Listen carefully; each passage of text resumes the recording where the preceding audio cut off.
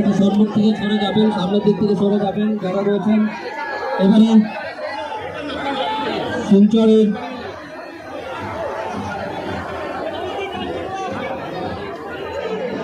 নবনির্মিত নেতাজি মূর্তি নবনির্মাণ স্থাপনা কমিটির উদ্যোগে এই মূর্তির শুভ উন্মোচন করবেন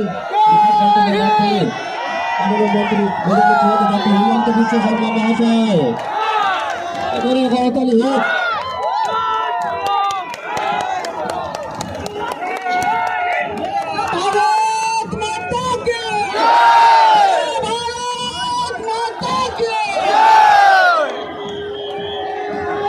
এই শুভক্ষণে আমরা সবাই সাক্ষী রইলাম। এবারে শিলচরে নবনির্মিত নেতাজি মূর্তি সংস্থাপনকে ইতিহাসের পাতায় সংরক্ষণ করে রাখার জন্য একটি স্মরণিকা উন্মোচন করা হবে।